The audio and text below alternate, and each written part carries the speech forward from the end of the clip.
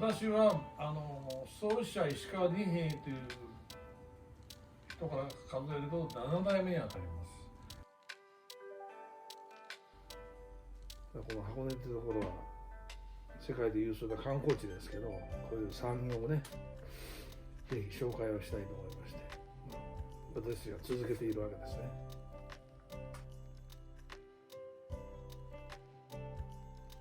箱根の寄せ木細工というのは木を寄せいろいろ模様で作っているわけですけど、まず特徴はこの製品は色は一切染めないということですね。要するに木の素材のその色を生かします。今だいたい30から40種類ぐらいうちではあるんですけど、このグリーンポイントの黄色っぽいとちょっとね赤系の茶ですけど、こういう色を生かす。でまず厚みを決め、接着剤をつけるんです。今こういうものを使います。後ろにここでこう塗り重ねていくわけですね。積層していくと横にこうストライプ状の線が出ます。その板をここに切った一例が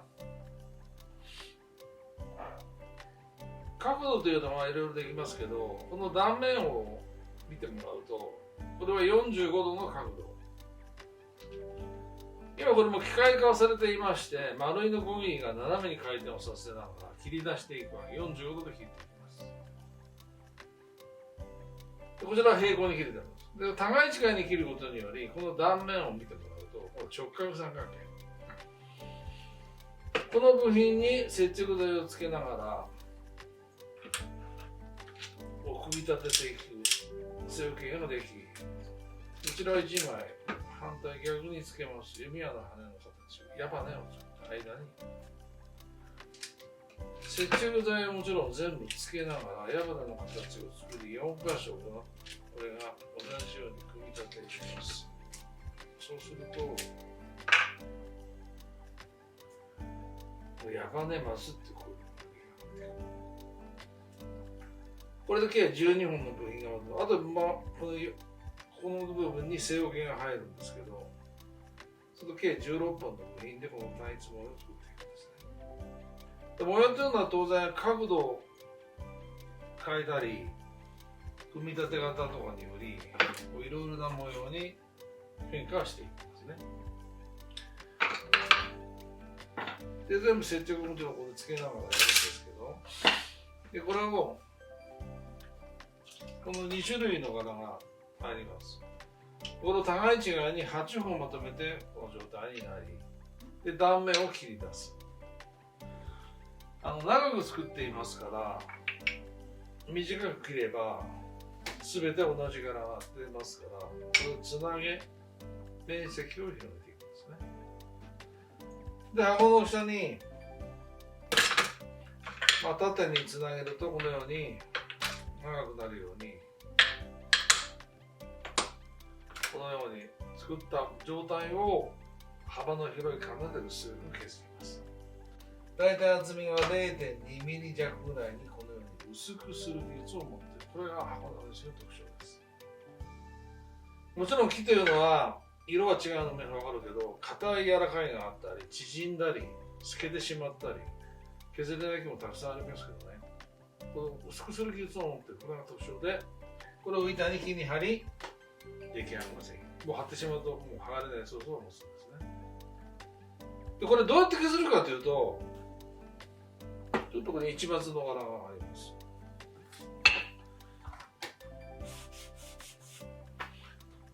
ちょっとこれ広めのカンナがこうあります。このカンナ、この表面上に置くわけですね。置いてこうやって引くんですね。そうするとこの柄がこのように薄く削り取れるということなんですね。この熱水がこの木を寄せる意味は皆さんお分かりだけど、この薄くして作るのが特徴なんですね。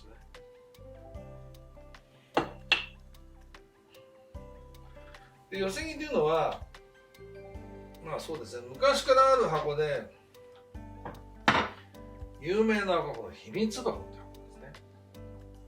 この箱は仕掛けがあり、こうずらしながら動かしているんですけど、これが1回、2回、3回、4回、5回と思います。ちょうどこちら側にして、6、7、8、9、10これ戻します。で、11、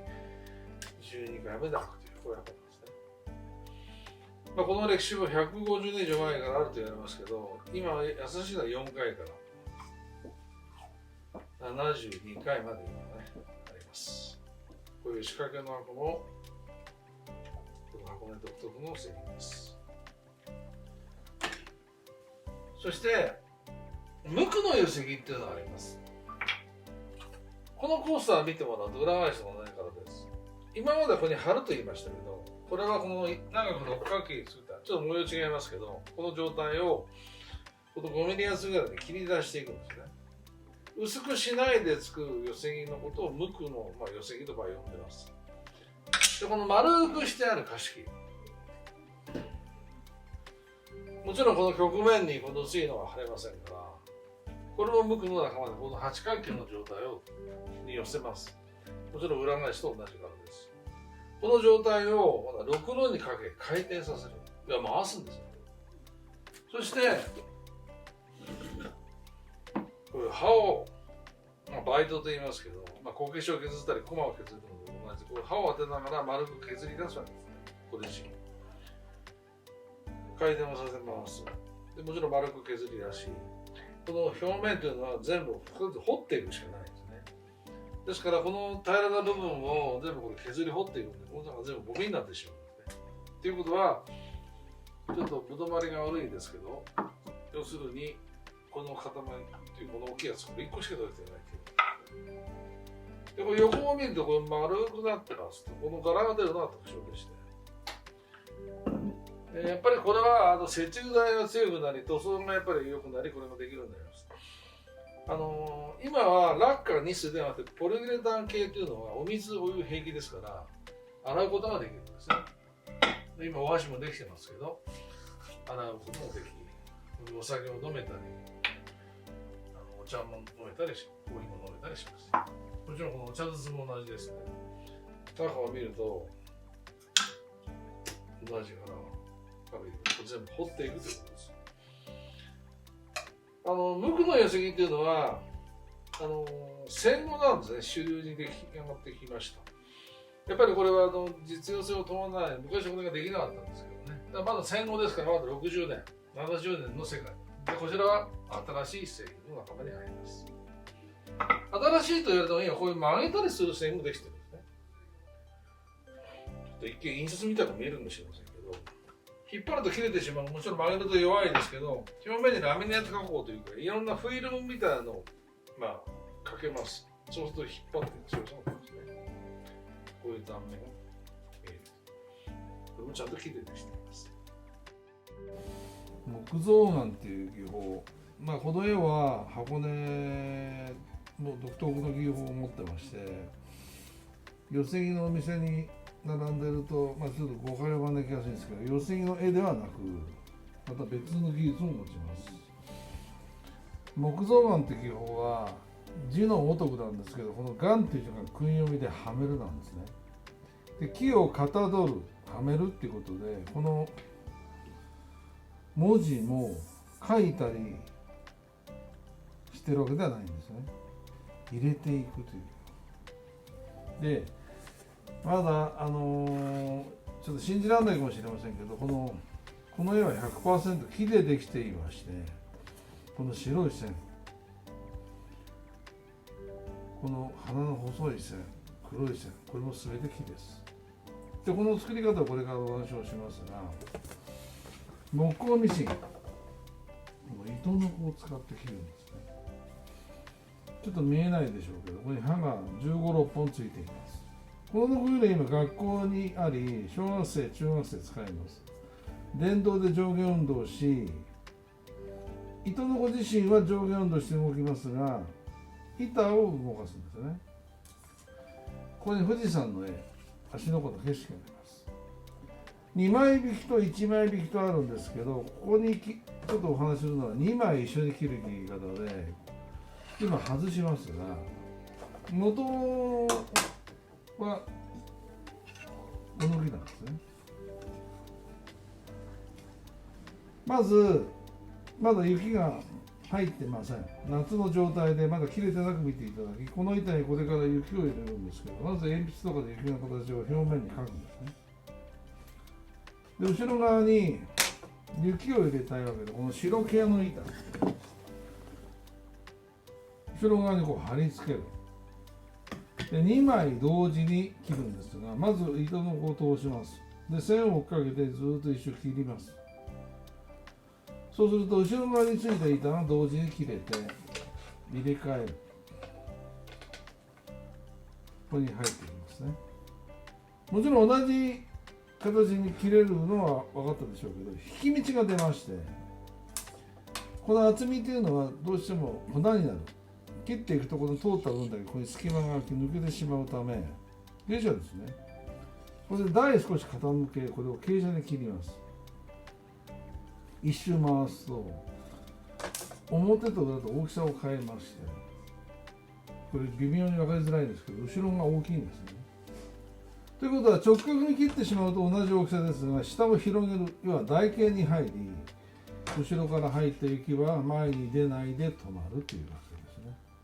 ですから当然後ろはこう入るけど表からは入らないという。でもちろん全部これ接着をするんですね。でこれが2枚引きですが、先ほど言ってましたけど、この字ですけどね、文字、この目も鼻ももちろん眉毛もそうですけど、これは1枚ずつ切る切り方で、ここにちょっと箱根という感じがあります。裏返す、裏ですよね。後ろから押しますけど、それで1箇所、2箇所で外れるしちゃうんですけど、ちょっと出っ張ってきますか、もちろん全部接着するんですけど、この切り方は2枚一緒に切るんではなく、1枚ずつ直角に切ります。竹冠の第1画目切るとき、まず穴を開けてこれ通しますね。でこの糸のこの形にまず切り抜くわけですね。でもう一度黒っぽい木を同じ形に切り直して、これは直角に切るんですけど、で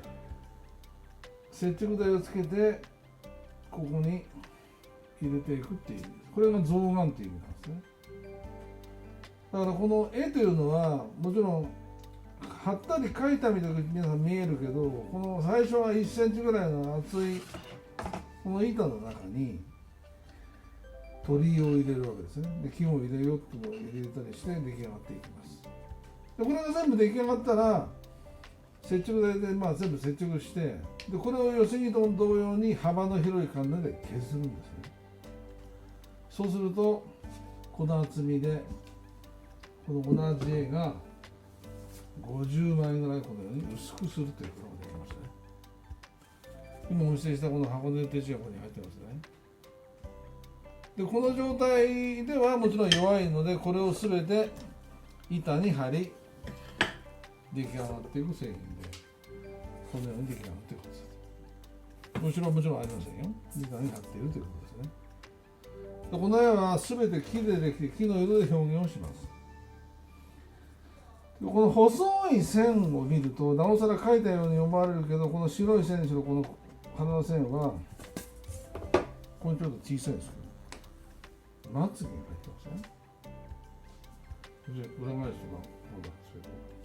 これはノコギリで糸のこで切ると隙間というか、さっき言ったように跡がつきますね。その隙間に接着剤をつけながら、黒い材料を 0.3 ミリぐらいで薄くして接着剤をつけながら一本一本入れます。そうするとこれに細いまつげがあるんですよ。だから白い接着だったら白い薄いのを全て入れるってことですね。で削るというのは今もちろん機械化はされていまして、幅が30センチ40センチ広さ、これもちろん機械で削るんですけど、もちろん江戸時代最初は手がんなでこれを全て削ったんですね。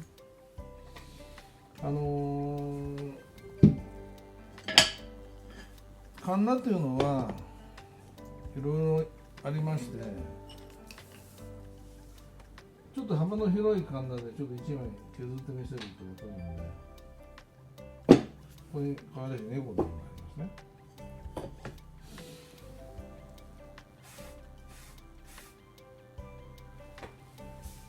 ここにちょっと色々カンナがありますけど、この上に大きい押さえますね。